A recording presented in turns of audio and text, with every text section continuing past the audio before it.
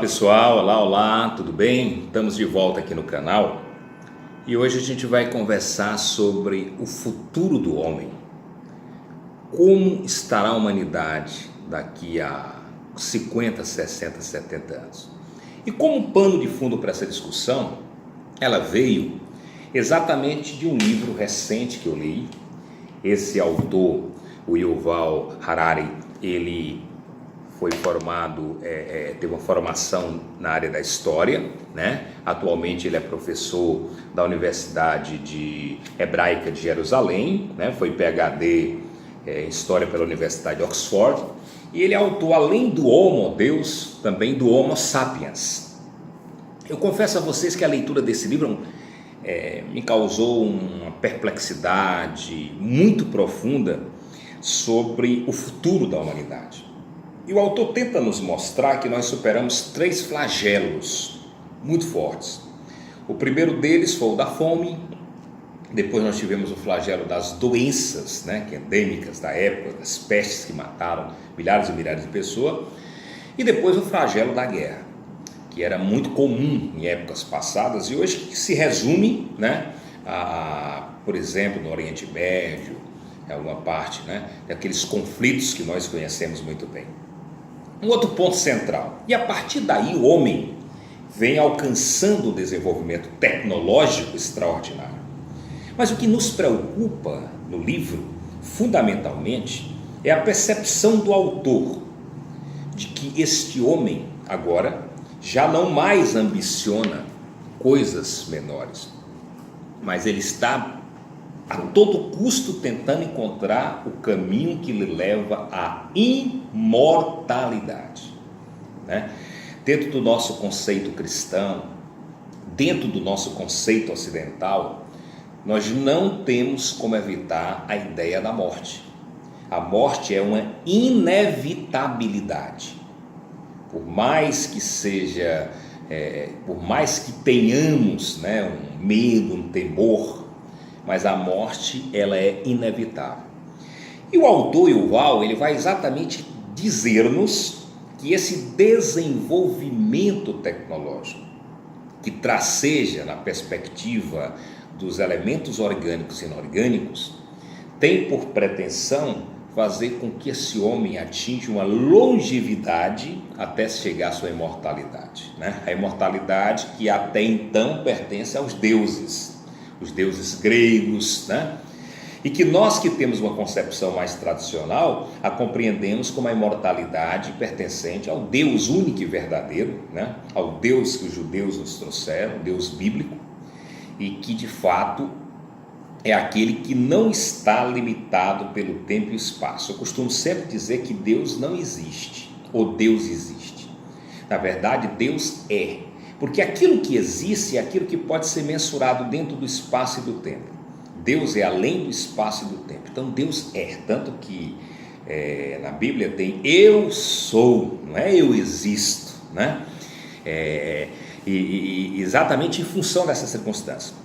Mas 2 citações desses livros nos levam a recobrar essa percepção. Uma na página 51 dessa edição que eu estou aqui, que diz que ao buscar a felicidade e a imortalidade, os humanos estão, na verdade, tentando se promover a condição de deuses. Olha aí, eu quero citar bem isso exatamente para mostrar a linha limítrofe que foi rompida por uma percepção soberba e arrogante do homem. E uma outra citação, que inclusive eu fiz questão de tracejá-lo na minha página no Insta e no Face, que foi: na busca da saúde, felicidade, poder, os humanos modificaram primeiro uma de suas características, depois outras e outras, até não serem mais humanos. Tanto que o autor vai falar da perspectiva de uma inteligência artificial inorgânica que dominaria o mundo. O que isso, diante de todas essas elucubrações filosóficas, esses prognósticos, esses vaticínios, nos leva a questionar?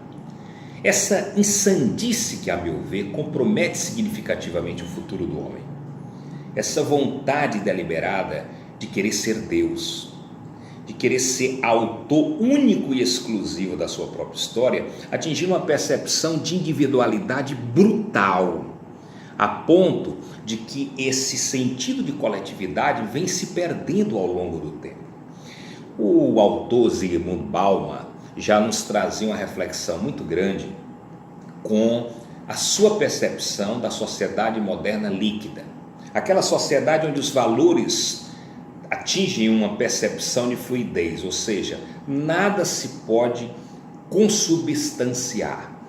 O que hoje é uma norma, amanhã deixa de ser, aquilo que hoje é verdadeiro, amanhã pode ser mentira, ao sabor dos ventos, ao sabor das emoções, ao sabor dos individualismos. Quando a sociedade se forma sem um parâmetro em princípios esses que se dogmatizam ou não, essa sociedade está fadada ao modismo, está fadada ao rompimento com aquilo que é seu fundamento maior.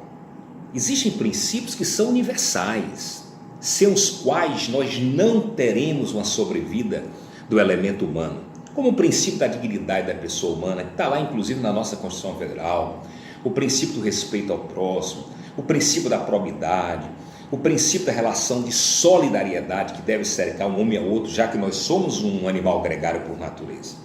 Essa percepção do homem na sua insandice, de querer primeiro anular a ideia do transcendente, de querer a todo custo declarar morte a Deus, como Nietzsche foi muito claro em relação a isso, tem levado a um conflito emocional interno, a um vazio existencial profundo, porque é da própria dimensão humana a ideia do transcendente. É da própria natureza anímica, relacional, introspeccional, a ideia do transcendente, de um Deus, de um ser superior que tudo criou e que tudo dirige, mas que não nos tirou a responsabilidade de fazer, de agir, de construir. Deus não quer absolutamente a inércia. Deus não está lá nos manobrando como se manobra aqui bonecos, né? Aquelas marionetes, não.